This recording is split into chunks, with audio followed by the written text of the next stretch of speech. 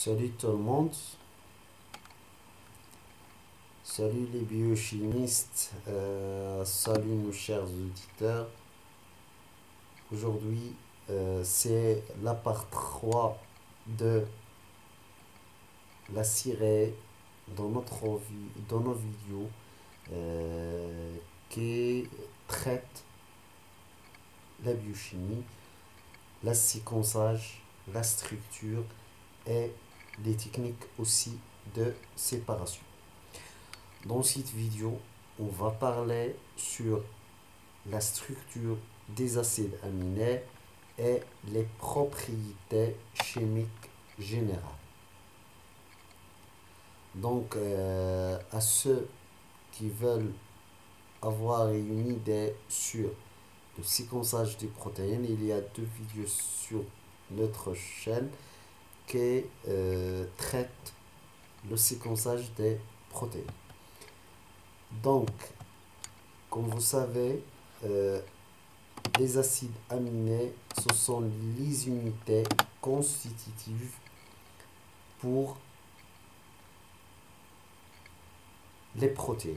Et les protéines, ce sont les blocs de base des êtres vivants, c'est-à-dire leurs constituants majeurs qui ont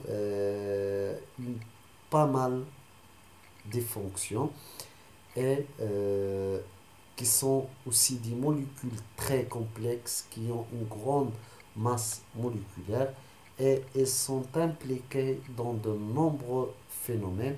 Ils peuvent être soit des enzymes qui catalysent des réactions, soit des anticorps qui vont avoir des rôles immunitaires, surtout dans la réponse immunitaire à médiation immorale, des hormones qui vont jouer la régulation de systèmes internes et elles vont jouer un rôle dans la communication entre les cellules, les transporteurs membranaires qui vont être à la surface de la cellule pour capter d'autres protéines qui vont être des signaux comme par exemple des neurotransmetteurs, des hémoglobines qui vont jouer le rôle de transport de dioxygène et le CO2, des cornes qui sont des formations dures qui sont constituées des cellules qui sont kératinisées, qui sont très riches en un protéine qui est appelée la kératine. Elles peuvent être aussi des antibiotiques qui vont jouer le rôle de moyens de défense contre les bactéries toxiques ou bien encore des toxines. Mais pour comprendre la protéine, il faut comprendre la plus petite unité, c'est-à-dire l'acide aminé. Puisque chaque protéine est constituée de plusieurs chaînes polypeptidiques et chaque chaîne polypeptidique est constituée de plusieurs acides aminés qui sont reliés par des liaisons peptidiques. Donc un acide aminé, c'est un composant organique qui porte un carbone qui est asymétrique, c'est-à-dire un carbone asymétrique, c'est un carbone qui porte 4 groupements différents. Voilà le carbone asymétrique. Il porte une radicale et une fonction COOH, mais ce carbone n'est pas toujours asymétrique, mais chez la plupart des acides aminés, il est asymétrique. Je crois, il est non asymétrique chez un seul acide aminé.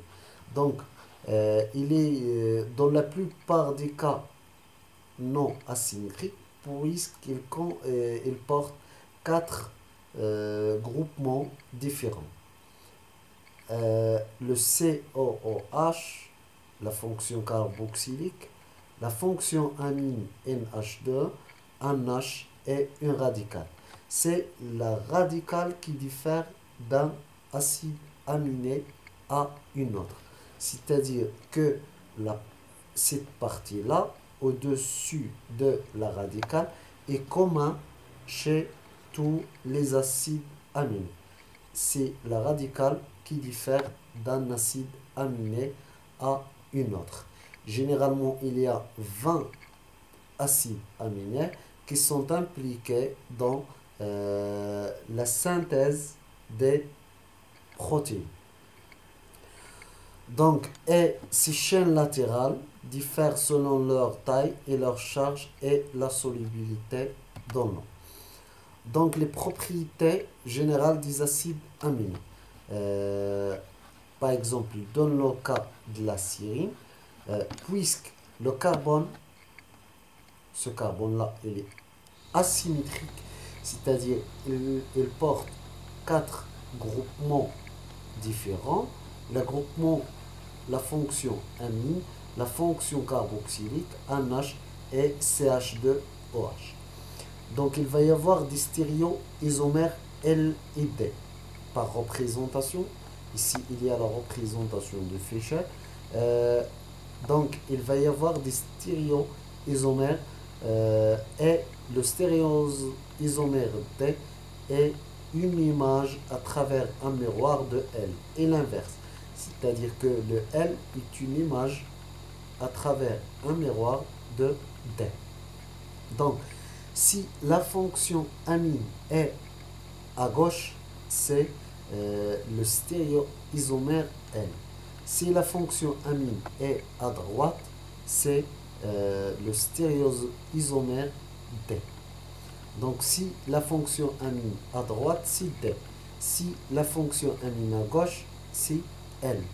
Et seulement les acides aminés qui sont des stéréoisomères L sont utilisés pour la synthèse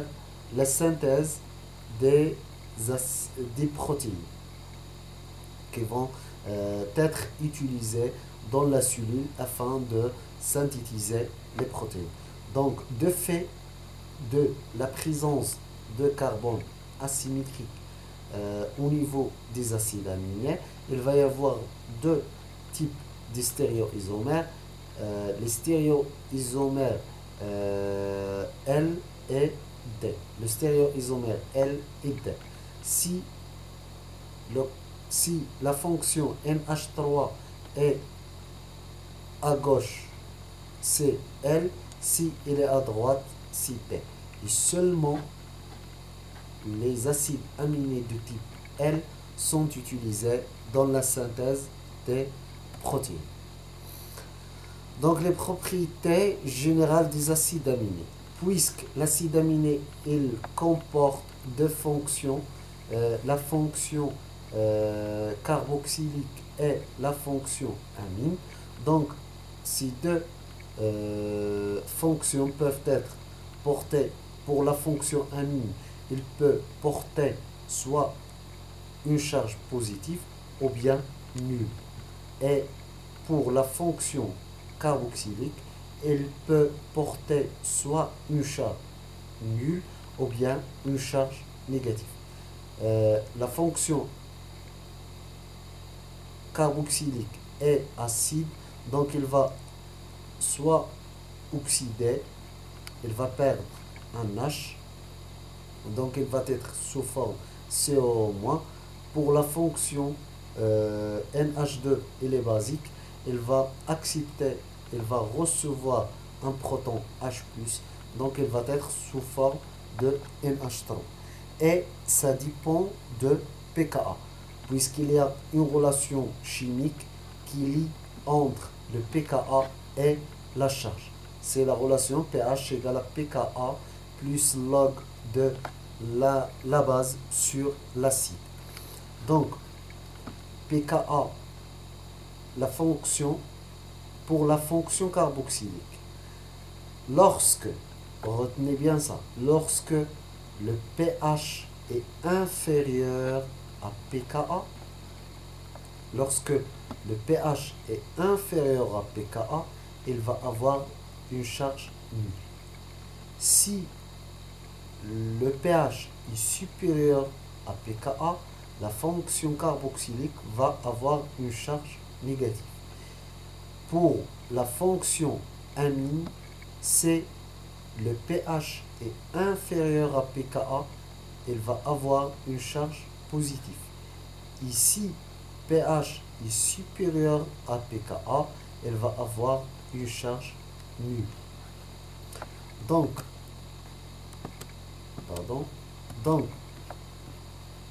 lorsqu'on y entre le pH entre 0 et pKa 1, la fonction amine a une charge positive, tandis que la fonction carboxylique est non chargée.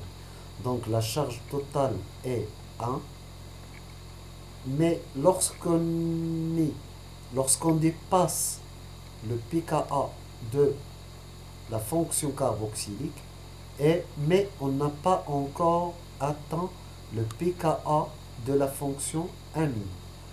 La fonction carboxylique, elle va perdre un H, elle va être sous forme de CO-, tandis que la fonction amine, elle reste sous sa forme de NH3+.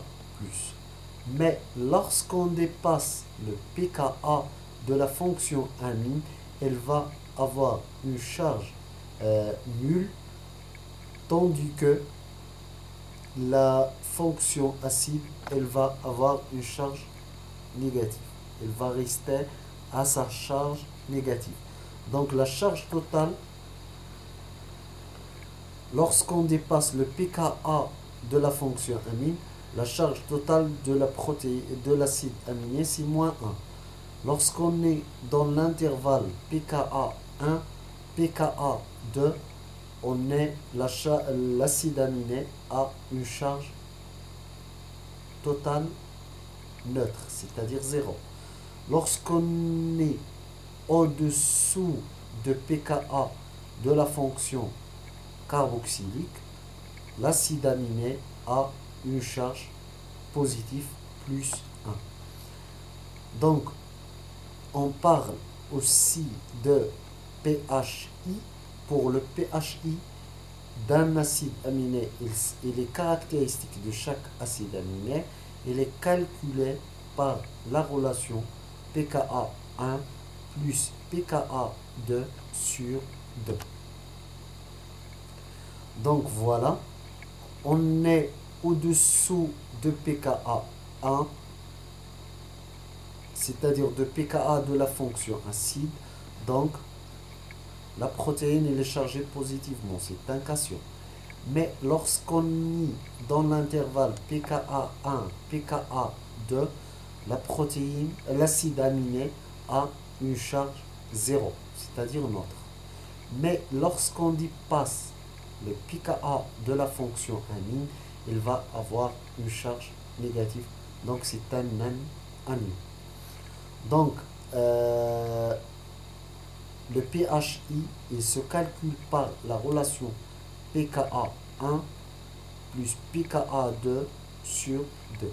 Si on veut calculer le pHi pour cet acide aminé, c'est 2,2 à peu près plus 9,9 à peu près sur 2.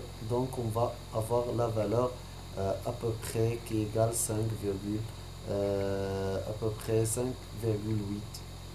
à peu près. Donc maintenant on passe. Donc voilà la relation que j'ai dit. On passe. Voilà les symboles des acides aminés. On passe maintenant aux caractéristiques des acides aminés. Il y a des acides aminés hydrophobes, c'est-à-dire qui sont insolubles dans l'eau. Les acides aminés qui sont insolubles dans l'eau. Voilà, ce carbone, il n'est pas asymétrique. Donc le seul cas où le carbone est asymétrique à peu près, c'est la glycine. Donc la glycine, parce qu'il porte deux H qui sont semblables, deux groupements qui sont semblables. Donc il va pas y avoir des stéréoisomères LIT. Donc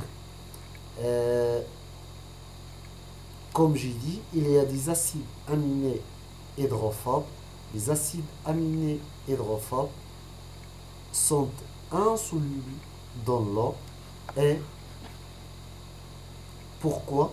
Parce que la radicale est non chargée.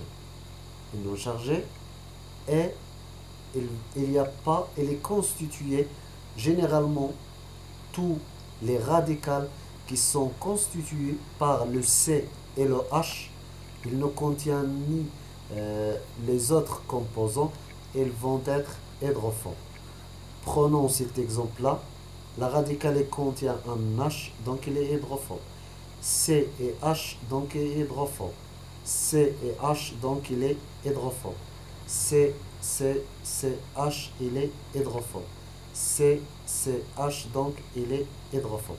Donc, les chaînes latérales de ces acides aminés sont constituées généralement par le C et le H, donc ils sont hydrophobes.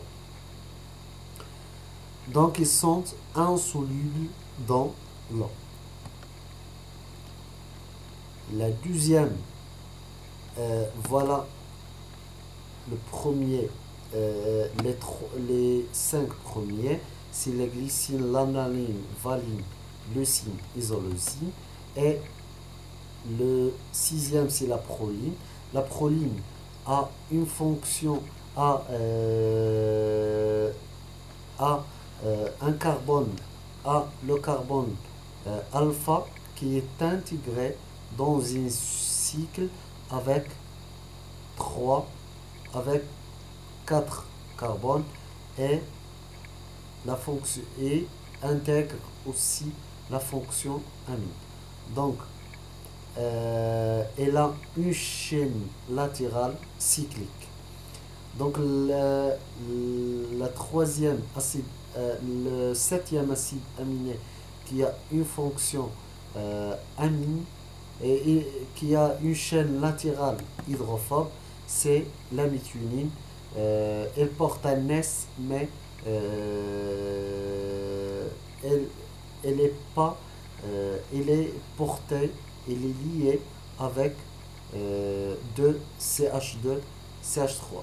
Si ce soufre et porte un H, il va le perdre, donc il va être hydrophile. Mais puisqu'il porte une fonction, un groupement CH3, donc il n'est pas hydrophile, il est hydrophobe.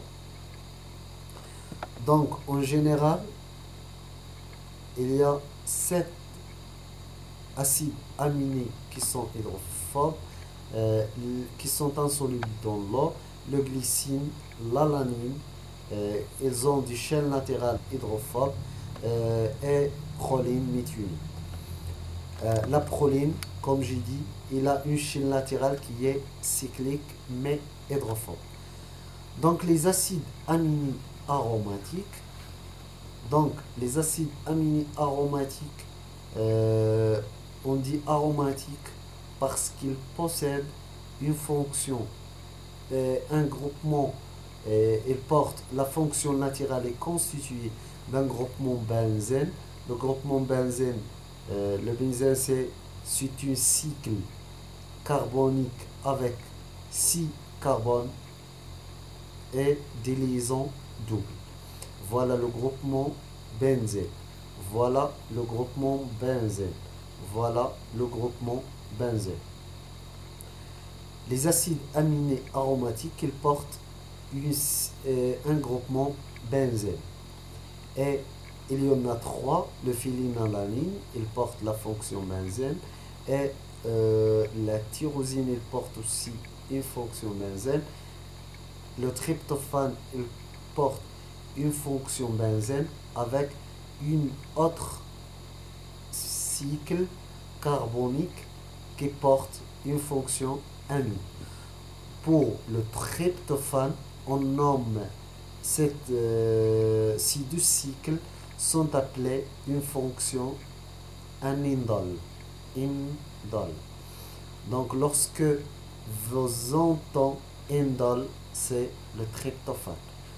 Le phénylalanine a une fonction porte un groupement benzène. Et la même chose pour la tyrosine, mais pour la tyrosine, la fonction benzène, le groupement benzène porte à l'autre part une fonction alcool. Voilà la fonction alcool OH.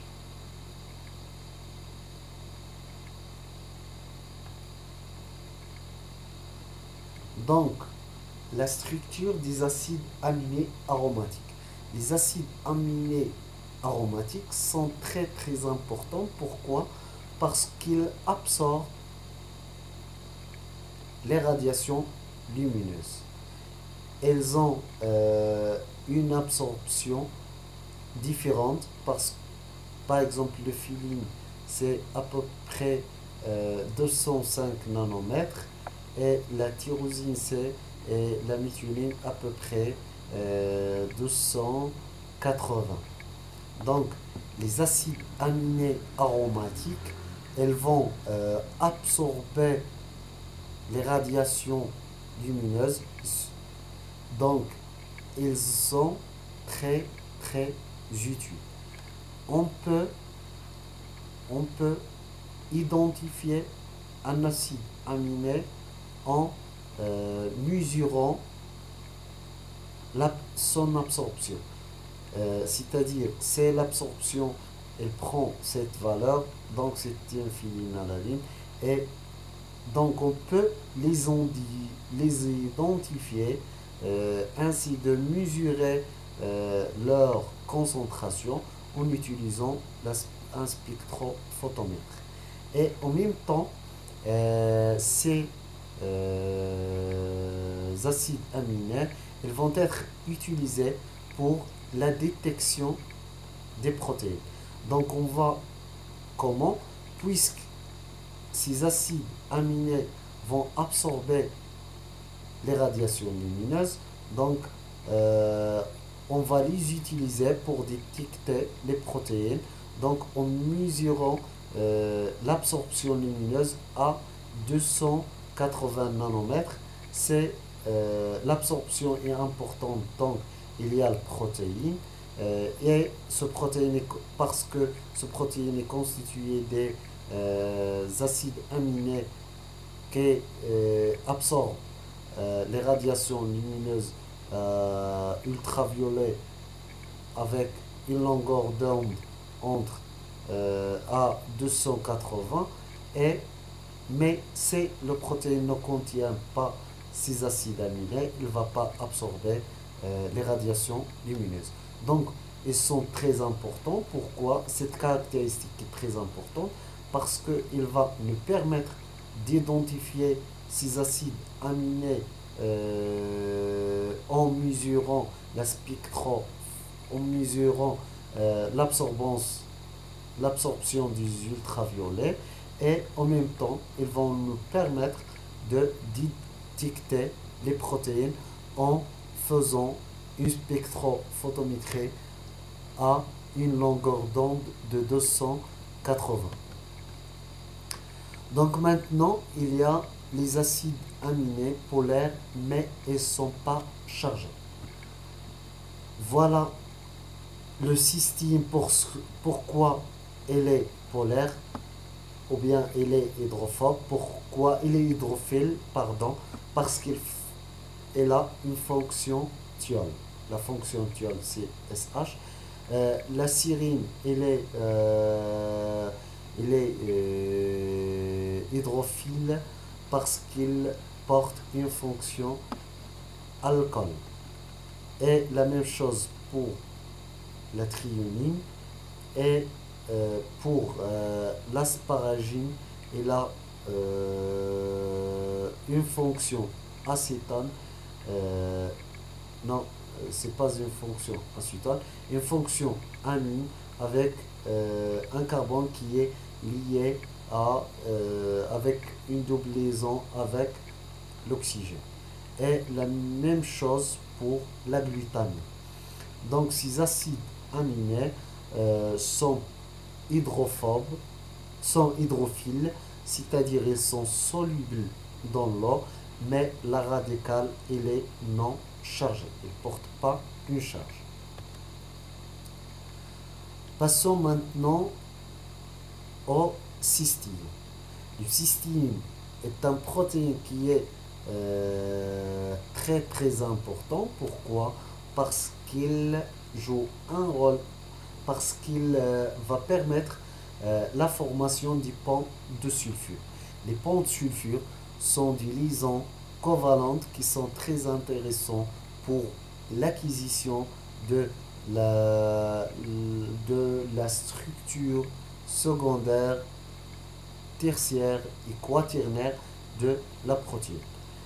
Voilà comment se fait une pente sulfure. Il va y avoir une oxydation, c'est-à-dire que il va y avoir l'intervention des fonctions thiols qui vont être oxydées et il va y avoir une liaison covalente entre ces deux cystine. Donc on parle d'un cystine. Donc les cystiens sont impliqués dans des ponts de sulfure d'une manière générale parce qu'ils ont une fonction thiol qui vont être oxydés pour la formation de ce pont de sulfure. Généralement, les ponts de sulfure sont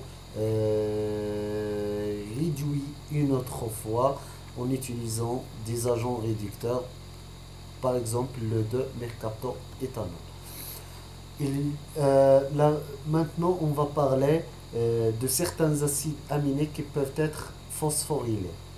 C'est-à-dire, ils vont porter un acide phosphorique ou bien déphosphorylé.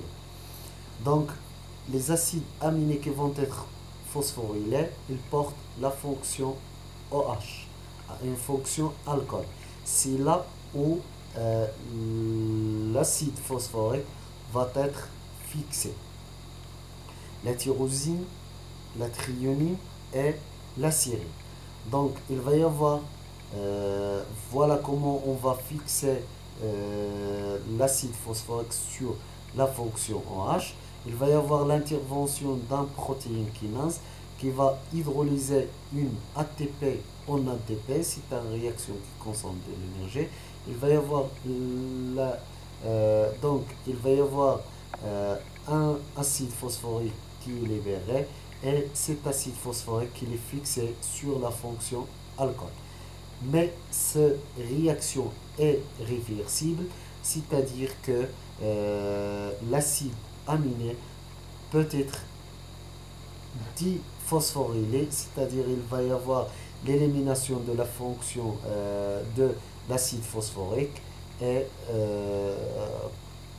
grâce à une enzyme phosphatase, à des enzymes diphosphatase. La phosphorylation se fait par des kinases et la diphosphorylation se fait par des phosphatases. Ces trois acides aminés peuvent se phosphoryler, soit la tyrosine, ou bien la sérine, ou bien la thréonine. Maintenant, on va parler des acides aminés qui vont être chargés négativement. Il y a deux types, c'est l'aspartate ou bien l'acide aspartique et l'acide glutamique. Pourquoi? Parce qu'ils ont une fonction carboxylique au niveau de la radicale. Ils ont une fonction carboxylique, mais c'est la fonction qui est usuelle de tout, qui est commun chez tous les acides aminés, mais en plus au niveau de la radicale qui diffère d'un acide aminé à une autre, il porte une fonction carboxylique en plus.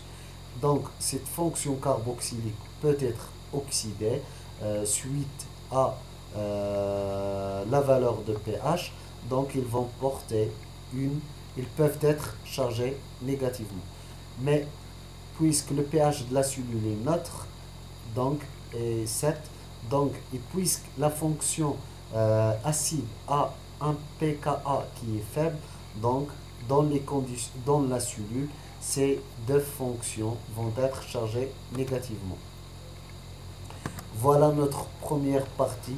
On va terminer dans une autre vidéo. Attendez-nous. Et au revoir. Jusqu'à la prochaine, Inch'Allah.